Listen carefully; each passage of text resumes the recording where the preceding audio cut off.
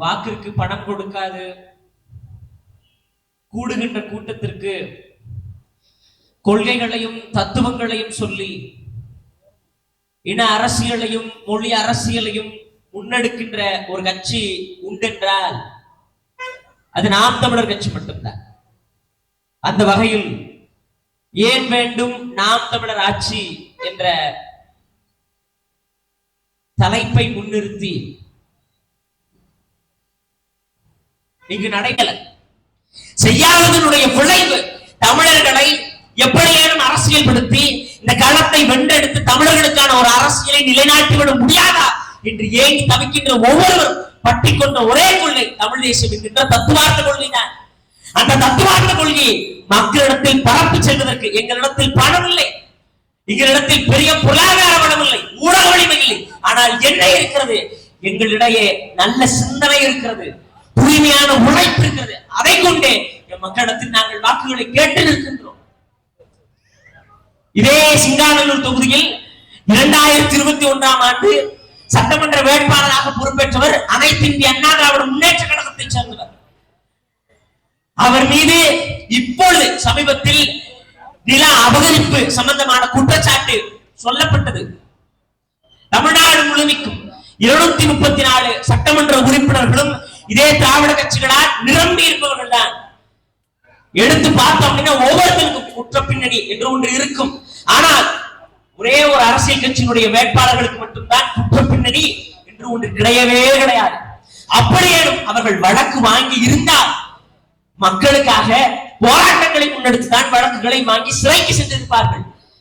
அப்ப எப்படியாப்பட்ட வேட்பாளரை நீங்கள் உங்கள் சட்டமன்ற தொகுதிக்கும் பாராளுமன்ற தொகுதிக்கும் தேர்ந்தெடுக்க வேண்டும் என்பதில் மக்கள் தோற்றிருக்கிறார்கள். நாங்கள் தோற்றவில்லை, மக்கள் தோற்றிருக்கிறார்கள். நம் தொகுதியில் படித்தவன் இருக்கிறானா, பண்பாளன் இருக்கிறானா, நம் தொகுதியை முழுமையாக அறிந்தவன் இருக்கிறானா என்றெல்லாம் கணக்கு போடாது, எதுவுமே அறியாது மக்கள் வாக்கிற்கு வரும் பணத்தை வாங்கி கொண்டு வாக்கு செலுத்தியதன் விளைவு இன்னைக்கு நாடை யாரெல்லாம் ஆளக்கூடாதோ அவர்கள் எல்லாம் ஆண்டு கொண்டிருக்கிறார்கள். இது திராவிட மாடல் ஆட்சி. உலகத்திலேயே இப்படியாப்பட்ட ஒரு ஆட்சி கிடையாது. இந்தியாவிற்கே முன்னோடி நாங்க தான். உத்தரப்பிரதேசத்தை பாருங்க, பீகார பாருங்க என்னெல்லாம் சொல்லுவார்கள். அந்த கதையெல்லாம் தயவு செய்து நம்பாதீங்க. ஏன்னா உத்தரப்பிரதேசமும் ஒரு காலத்தில் உத்தரப்பிரதேசமாக இருந்த இடம்தான். அந்த உத்தரப்பிரதேசம் இந்த அளவுக்கு மோசமான ஆட்சியில் தான் இருக்கு. அதே போல பீகார் மோசமான ஆட்சியில் தான் இருக்கு. நீ ஏன் மோசமான ஆட்சியோடு உன் ஆட்சியை ஒப்பிடுறாய்? நல்ல ஆட்சியோடு ஒப்பிடு. இந்தியாவிலேயே அதிக கல்வியறிவு கொண்ட மாநிலம்னா கேரளா தான். கேரளாவில் கம்யூனிஸ்டுகள் ஆகிறார்கள். கம்யூனிஸ்ட் ஆட்சியோடு உன் ஆட்சியை ஒப்பிடு, தோத்து போயிருவேன். அங்கு இந்த அளவுக்கும் கல்வி அறிவு சராசரி விதம் குறையவே இல்லைங்க. ஆனா இன்றைக்கும் தமிழ்நாட்டுல கல்வி அறிவினுடைய தேவை இருக்குதா இல்லையா கேட்டா, கல்வியில் சிறந்த தமிழ்நாடு அப்படின்னு நாங்க முழக்கம் சொல்றோம்ல அப்படின்னு சொல்றது. உண்மையிலேயே கல்வியில் சிறந்த தமிழ்நாடு என்று இவர்கள் சொல்லுவது வெட்டுக்கூச்சல் தான், வெட்டுக்கூச்சல் தான். எப்படி தம்பி சொல்றீங்க அப்படின்னு நீங்க கேட்கலாம். இப்ப சமீபத்துல திருவள்ளூர் அப்படிங்கிற ஒரு மாவட்டத்துல அரசு பள்ளியினுடைய கட்டிடம் எடுத்து 7வது படிக்கிற மாணவன், அவன் எவ்வளவு கனவுகளை சுமந்திருப்பான். 7வது படிக்கிற மாணவன் அரசு பள்ளி கட்டிடம் இடிந்து செத்து போயிட்டான். அந்த பள்ளியில் வேலை செய்யக்கூடிய ஆசிரியர்கள் தான் காரணம். தலைமை ஆசிரியர் மீது நாங்க வழக்கு போட்டிருக்கோம். ஏன்னா பொறுப்பு இல்லாம நடந்துக்கிறது அவங்கதான். அரசு கட்டிடத்தை எந்த தலைமை ஆசிரியர் கட்டினார்? எந்த ஆசிரியர்கள் உட்கார்ந்து செங்கலையும் சிமெண்டையும் போட்டு ஒரு பள்ளி கட்டிடத்தை கட்டி எழுப்பினார்கள்? இல்லை, கட்டியது உங்கள் அரசு அதிகாரிகள். அதிலேயும் ஊழல் அரசு கட்டிடங்கள்ல. ஏறக்குறைய தமிழ்நாடு முழுமைக்கும் 5000க்கும் மேற்பட்ட அரசு பள்ளி கட்டிடங்கள் சிதிலமடைஞ்சிருக்கு. ஆனாலும் நாங்கள் சொல்லுவோம் கல்வியில் சிறந்த தமிழ்நாடு. வெட்கமாவே இருக்காதா? வெட்கமாவே இருக்காதா? ஒரு பிள்ளை தன்னுடைய எதிர்காலம் மொத்தத்தையும் விதைக்கின்ற இடம்னா அது கல்விக்கூடம் தான், பள்ளிக்கூடம் தான். அப்படியாப்பட்ட பள்ளியை கூட சரியாக பராமரிக்காத துப்பற்ற வக்கட்ட கேவல கெட்ட திமுக ஆட்சி 2026 மீண்டும் இந்த தமிழ் நிலத்தில் வெல்ல வேண்டுமா என்பதை அறிவார்ந்த மக்கள் சிந்திச்சு பார்க்கணும். இது வெறும் விளம்பர அரசு தான். நாங்கள் மாதம் மாதம் பெண்களுக்கு 1000 ரூபாய் கொடுக்கிறோம், பகுதி வாய்ந்த பெண்களுக்கு அப்படின்னு. என் அத்தையோட என் அக்காவினுடைய தகுதியை தீர்மானிப்பதற்கு முதலில் நீங்கள் யார்? இந்த கேள்வியை நாம கேட்டிருந்தோம்னா உண்மையிலேயே திமுக 2021 ஆட்சி அதிகாரத்துக்கு வந்திருக்காது. என்ன 1000 ரூபாய் மாதம் மாதம் மகளிருக்கு, சரி 1000 ரூபாயை கூட உழைத்து சம்பாதிக்க முடியாத அளவிற்கு தேச குடிகளை வைத்தது யார்? நீதானே. 50 வருஷமா ஆட்சிங்க திமுக ஆட்சி, திராவிட முன்னேற்ற கழகத்தினுடைய ஆட்சி, திராவிடத்தினுடைய ஆட்சி என்று பெருமை பெற்றுக் கொள்கிற நீங்கள் எப்படி 1000 ரூபாய்க்கு கூட வக்கற்ற நிலைமையில் என் தேசத்து தாய்மார்களை வைத்திருக்கிறீர்கள் என்று ஒருவர் எழுந்து கேட்டிருந்தார். திமுக 2026 ஜெயிச்சிருக்கார். அதையும் மானம் கட்டு 1000 ரூபாய் நம்ம வாங்கிட்டு உட்கார்ந்துருக்கோம். அதுலயும் இன்னும் குறிப்பா படிக்கிற பிள்ளைகளுக்கு நாங்கள் புதுமை பெண் திட்டம் கொடுத்தோம்ல, தமிழ் புதல்வன் திட்டம் கொடுத்தோம்ல, மாதம் மாதம் 1000 ரூபாய் வருது அப்படின்னு. மாதம் மாதம் 1000 ரூபாய் வச்சு என்ன பண்ண முடியும்? எல்லா குழந்தைகள் உலகத்திலே இது போன்ற ஒரு கொடுமை உண்டா? தேசத்து பிள்ளைகள் கல்வியை கடன் கட்டித்தான் வாங்கி படிக்க முடியும் என்கின்ற சூழ்நிலையில் வைத்திருக்கக்கூடிய ஒரு ஆட்சி நல்லாட்சியா இல்ல துப்புரட்ட ஆட்சியா என்பதை அறிவார்ந்த மக்கள் சிந்திச்சு பார்க்கணும். ஏன்னா நீங்க வரலாறு அப்படி கருணாநிதி என்கின்ற ஒரு மனித புனிதர் திமுக இருந்ததுனாலதான் அந்த திமுக வரலாறே இப்படி கேடு கட்டத்தனமா இருக்கு. ஏன்னா ஊழல் இருந்த ஆட்சி இல்ல, சர்க்கரையில ஊழல் பண்ணுவாங்க, எல்லாத்துலயும் ஊழல். கேட்டா கருணாநிதிக்கு சரிங்க பள்ளிக்கூடத்தை சீரமைக்கிறதுக்கு தொகை இல்ல, மக்கள் கிட்ட கேட்கிறோம். பள்ளிக்கூடத்தை சீரமைப்பதற்கு தொகை இல்ல, மக்கள் கிட்ட கேட்கறீங்க. ஆனா கருணாநிதிக்கு சிலை வைக்கிறதுக்கு 100 கோடி எங்க இருந்து வந்துச்சு?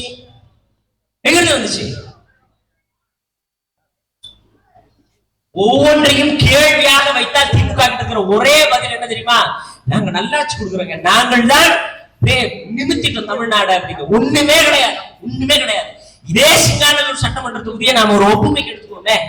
எந்த அடிப்படையில சிங்காநல்லூர் சட்டமன்ற தொகுதி வளர்ச்சி அடைந்த தொகுதியாக இருக்கு? நாம் தமிழர் பிள்ளைகளோடு வாதம் செய்வதற்கு மானமுள்ள திமுக செத்து போன விவகாரத்துல நம்மளை காப்பாற்றி விட்ட பிஜேபி நம் மீது கோபப்படுமோ என்று அறிந்து திருப்பரங்குன்ற பிரச்சனைக்கும் வாய் பேசல. நான் சீமானின் பிள்ளை, ஒன்னே ஒண்ணுதான். விஜயனுடைய கடைசி படம் வருவதற்கு முன்பாக காவிரி பிரச்சனையை பத்தி விஜய் பேசிட்டார்னா நான் தமிழக வெற்றி கழகத்துல சேர்றேன். பேசுவாரா? மாண்புமிகு விஜய் பேசுவாரா? நாளைக்கு ஈரோடுல பேச போறாரு, பெரியார பத்தி தான் பேசுவார். ஏன்னா ஈரோடு மக்களை பத்தி பிரச்சனை தெரியாது. முன்னெல்லாம் நமக்கு எப்படியாப்பட்ட தலைவர்கள் அமைச்சுக்கிட்டு இருந்தாங்க அப்படின்னா துண்டு சீட்டை பார்த்து படிக்கிற தலைவர்கள் தான் அமைச்சுக்கிட்டு இருக்காங்க. அவங்களோட கொடுமையே நம்மளால தாங்க முடியல, என்னடா பண்றது, இவங்க கிட்ட மாட்டிக்கிட்டு முடிக்கிறமே அப்படின்னு நம்ம யோசிச்சுட்டு இருக்கிறப்ப ஒருத்தர் மட்டும் நீங்க துண்டு சீட்டு A4 சீட் எடுத்துட்டு வரங்க, A4 சீட் எடுத்துட்டு வந்தாரு. அதையும் அவன் திட்ட உடனே பரீட்சை படையே எடுத்துட்டு வந்தார். தேர்வுக்கு போற மாணவன் கூட 3 மணி நேரம் தேர்வு போகணும்னா ஒரு நாள் 2 நாள் மனப்பாடம் பண்ணி அந்த தேர்வுக்கு போய் எழுதிடுவான். ஆனா ஒரு அரசியல் கட்சி தலைவர் நான் தான் சிஎம் அப்படின்னு பேசக்கூடிய ஒருத்தர் மக்களினுடைய பிரச்சனையை தன் உள்ளத்திலிருந்து பேச முடியல அப்படின்னா 2026 அவர் வெற்றி பெற்று எப்படி மக்களுக்கு சேவை செய்வார் என்பதை அறிவார்ந்த மக்கள் சிந்திச்சுக்கணும். இதுல என்ன கால கொடுமை அப்படின்னா, எங்க தொகுதியில ஒருவேளை ஜெயிச்சிருச்சு, தாவேக்கா ஜெயிச்சிருச்சு, சிங்காநல்லூர் தொகுதியில பிரச்சனைங்க, பனையூருக்குவாங்க, கோவை தெற்குல பிரச்சனைங்க, பனையூருக்குவாங்க, கிணத்து கடவுல பிரச்சனைங்க, பனையூருக்குவாங்க. ஒரு எலைட் பாலிடிக்ஸ். தாவேக்கா என்பது எலைட் பாலிடிக்ஸ் தான், நாட் பீப்புள் பாலிடிக்ஸ். மக்களுக்கான அரசியலை ஒருபோதும் தாவேக்கா செய்யாது, ஓட்டு அரசியல் தான். வைத்திருக்க 5 கொள்கை தலைவர்களும் தன்னுடைய வாக்கு வங்கிக்காக தான் வைத்திருக்கிறார். ஒரு கொள்கை தலைவர் பத்தி ஒண்ணுமே தெரியாது. வேலுநாச்சியார் தெரியுமா? அஞ்சலி அம்மாள் தெரியுமா? காமராஜர் யாரும் தெரியுமா? இப்ப அறிஞர் அண்ணா, கலைஞர், கருணாநிதி, எம்ஜிஆர், சாவர்கர் எல்லாத்தையும் தூக்குவாங்க. ஏன்னா பிச்சு போட்ட எச்சில்களால் நடத்தக்கூடிய கட்சி தான் தாவேக்கா. நாம் தமிழர் கட்சி அப்படி அல்ல. ஒரு நிமிடத்திலும் ஒவ்வொரு கணத்திலும் புரட்சியாளர்களையும் போராளிகளையும் உருவாக்கிய கட்சி நாம் தமிழர் கட்சி. கேட்பாங்க, ஒரு மனிதன் சராசரியாக அடிப்படையாக வாழ்வதற்கு 3 இருந்தா போதும். தரமான மருத்துவம், தரமான குடிநீர், தரமான கல்வி. விஜயினால கூட இலவசமா நான் கல்வியை தர முடியும் அப்படின்னு சொல்லல. திமுக சொல்லிட முடியுமா? நாங்கள் கல்வியை இலவசமாக தருவோம், மருத்துவத்தை இலவசமாக தருவோம். முடியாது. ஏன்? அத்தனை தனியார் கல்வி நிறுவனங்களும் அவன் கையில தான் இருக்கு, அத்தனை தனியார் மருத்துவமனைகளும் அவன் கையில தான் இருக்கு. அப்ப ஒரு மக்களின் நலமோடு வளமோடு இந்த நிலத்தில் வாழ்வதற்கு தேவையான கல்வியும் மருத்துவத்தையும் நல்ல குடிநீரையும் இலவசமாக தருவேன் என்று சொல்பவருக்கு உங்கள் வாக்கா? இல்லை என்றால் உன் வாக்கிற்கு வெறும் பணம் மட்டும்தான், உன் வாழ்க்கை எனக்கு முக்கியமில்லை என்று சொல்லக்கூடியவர்களுக்கு உங்கள் வாக்கா என்பதை அறிவார்ந்த பெருமக்கள் சிந்திச்சு பார்க்கணும். எப்படி இந்த தேசம் முழுவதும் பல்வேறு கட்ட புரட்சிகளில் பெண்கள் பங்கேற்றிருக்கிறார்களோ அதே போல தேர்தல் களத்திலும் பெண்களுக்கு சரிபாதி வாய்ப்பு கொடுக்கணும். இது நாம் தமிழர் கட்சியோட உயர்ந்த எண்ணம். அந்த எண்ணத்தை அடிப்படையாக வைத்து 2026 சட்டமன்ற தேர்தலில் 117 ஆண் வேட்பாளர்கள், 117 பெண் வேட்பாளர்கள், சரிபாதி அளவு.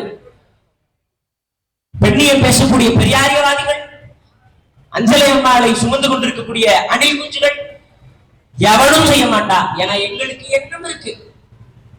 எங்கள் தலைவர் கட்டி அமைத்த விடுதலை புலிகள் என்ற படையில் கூட பெண்கள் தானாக போய்தான் சேர்ந்தார்கள். அங்கே கண்ணி என்கின்ற ஒரு வீர மரத்தி தன்னுடைய இன்னுயிரை ஈட்டார். எதற்காக? என்னிடம் விடுதலை அடைய வேண்டும் என்பதற்காக. அப்பொழுது முழக்கமிட்ட கட்சி பெண் விடுதலை இல்லை என்றால் மண் விடுதலை இல்லை என்று முழக்கமிட்ட எம்முயிர் தலைவனா வேதகிரி பிரபாகரன் அவர்களின் கரத்தை பற்றிக்கொண்டு பெண்களுக்கு சரிவாதி வாய்ப்பை தேர்தல் அரசியல் களத்தில் நாங்கள் வழங்குகின்றோம்.